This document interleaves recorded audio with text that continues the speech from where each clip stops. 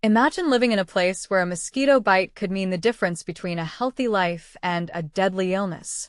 That's the reality for many in the upper river region of the Gambia, where malaria continues to cast a long shadow despite ongoing efforts to eliminate it. But is it just about the mosquitoes? Or are the people's beliefs and understanding of the disease just as important? This study digs deep into the knowledge, perceptions, and attitudes of the residents of this region to uncover what's really driving the malaria burden. Published on November 7, 2025, in the Malaria Journal, this open-access research, led by Hugo Kinnear, Agatha Okafor, and a team of experts, sheds light on critical factors influencing malaria prevention and treatment in this vulnerable area. The research, titled Evaluation of Knowledge, Perception, and Attitude of Malaria Burden in the Upper River Region of the Gambia, acknowledges that while the nation has ramped up its anti-malaria strategies, the Upper River Region, URR, still lags behind in progress compared to the rest of the country. The core question the study addresses is whether the local population's understanding of malaria, coupled with their environmental and economic circumstances, plays a significant role in their choices regarding prevention and treatment. Given that comprehensive studies across all 7 districts of the URR were lacking, this research aimed to fill that gap by thoroughly assessing the community's knowledge, beliefs, and approaches to dealing with malaria. So, how did they uncover these insights? The researchers employed a mixed methods approach, combining quantitative and qualitative data collection techniques. For the quantitative aspect, they conducted a descriptive survey involving 381 household heads, selected through a rigorous multi-stage sampling process. To complement this, they also engaged in qualitative data gathering, which included in-depth interviews with 31 key informants, community leaders, and 7 focus group discussions.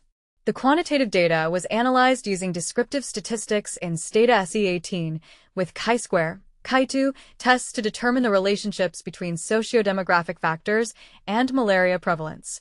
The qualitative data underwent thematic analysis using NVivo, a software designed for qualitative data analysis. The results paint a fascinating picture.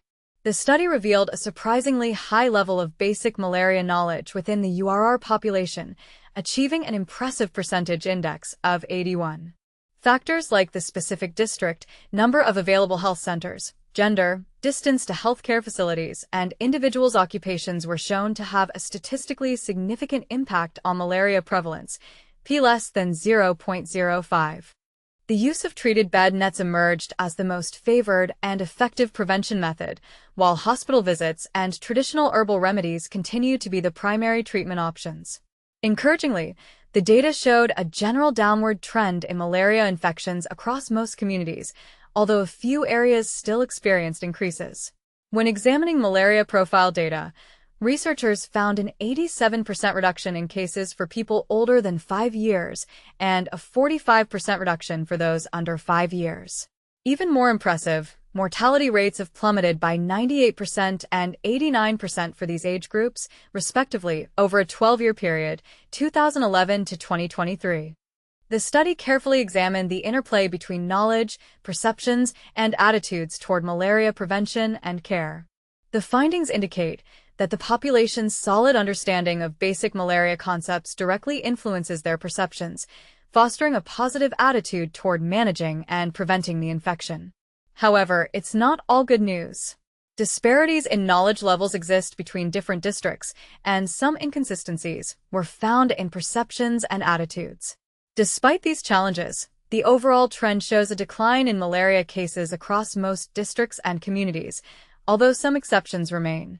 The research team hopes these findings will provide valuable insights for national malaria prevention programs and help policymakers chart the course for the next phase of the malaria elimination campaign. Background: the unseen enemy.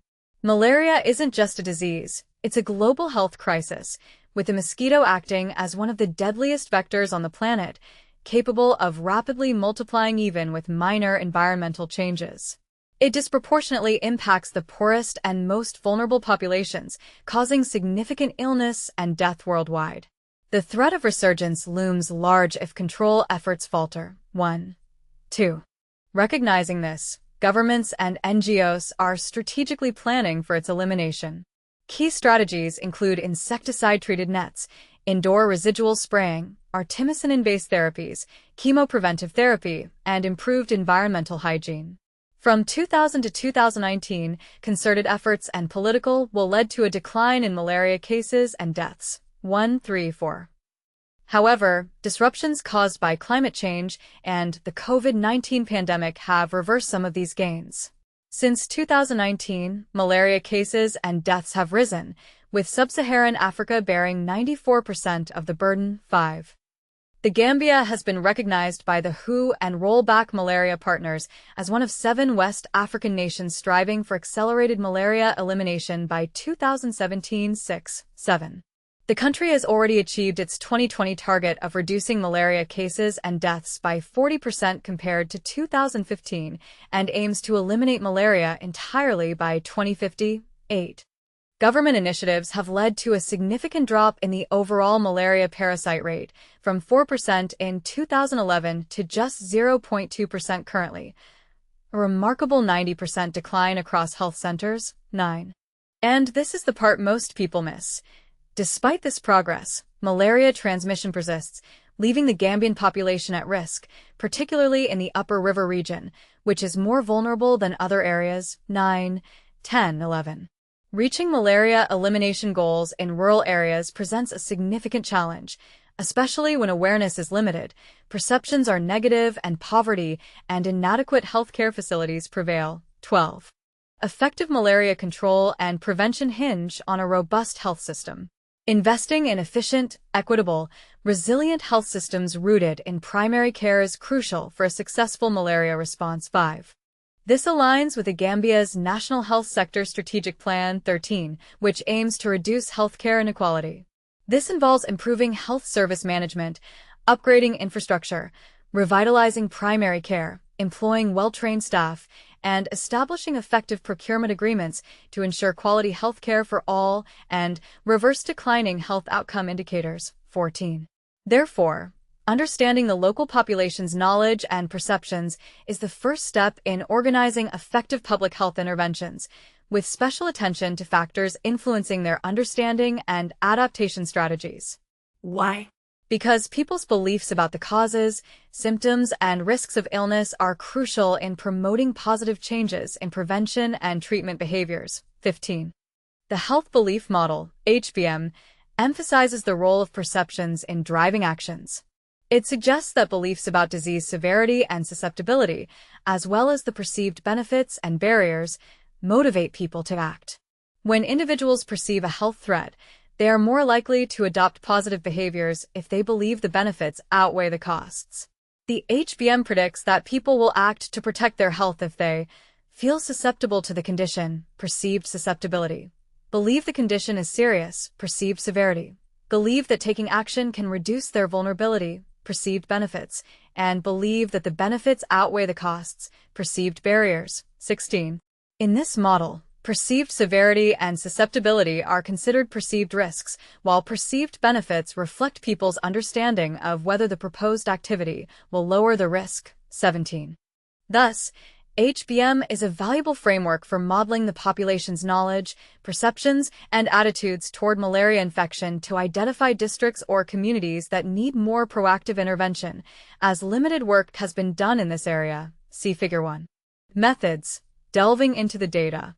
The study was conducted in the Upper River Region, URR, of the Gambia, focusing on randomly selected household heads from all 7 districts: Kantora, Tamana, Bass Falada East, Jumeirah, Woolly West, Woolly East, and Sandu. The URR is the country's second-largest region, covering approximately 2,000 square kilometers with a population density of 116/km 219. Its geographical coordinates are 13 degrees 19 minutes 0 N and 14 degrees 13 minutes 0 N. The URR has a total population of 239,916, spread across 15,975 households. The quantitative survey population was randomly selected from household heads in each district, with the number of individuals chosen in each district proportional to the total population. The sample size of 381 was calculated using the Rausoft formula, 2024, With a 5% margin of error,